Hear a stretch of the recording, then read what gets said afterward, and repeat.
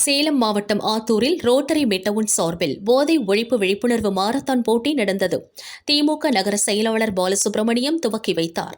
சிறப்பு அழைப்பாளராக இந்திய அணி வாலிபால் வீராங்கனை எழில்மதி பங்கேற்றார். அவர் பேசுகையில், நடுத்தர குடும்பத்தில் பிறந்த நான் விளையாட்டில் சாதித்ததால் ரயில்வேயில் வேலை கிடைத்தது என்றார்.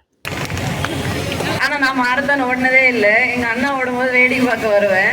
பட் இங்கே நிறைய பொண்ணுங்க இவ்வளோ இன்ட்ரெஸ்டாக இருக்கிறத பார்க்க எனக்கு ரொம்ப ப்ரௌடாக இருக்குது.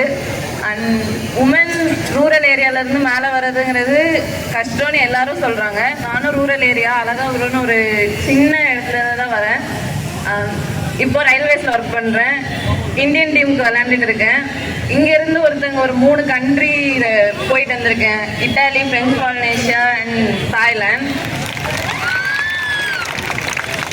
நான் ஒரு மிடில் கிளாஸ் ஃபேமிலியிலேருந்து வந்த பொண்ணு.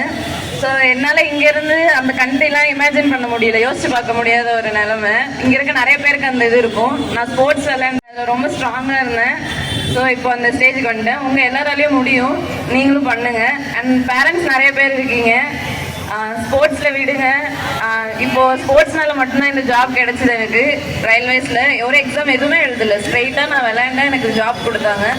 ஸோ இங்கே இருக்க நிறைய பேருக்கு படிச்சுட்டு வேலைக்கு போகணும், பொண்ணு வேலைக்கு போய் தனியாக நிற்கணும் நிறைய பேரண்ட்ஸ் ஆசைப்படுறீங்க. ஸோ நல்லா படிங்க, நல்லா விளையாடுங்க. படித்தா விளையாட விடுவாங்க. ஸோ நான் படிக்கவும் செஞ்சேன், விளையாடவும் செஞ்சேன். இந்நிகழ்ச்சியில் ஆத்தூர் அதிமுக எம்எல்ஏ ஜெய்சங்கரன், டிஎஸ்பி சதீஷ்குமார் உள்ளிட்டோர் கலந்து கொண்டனர்.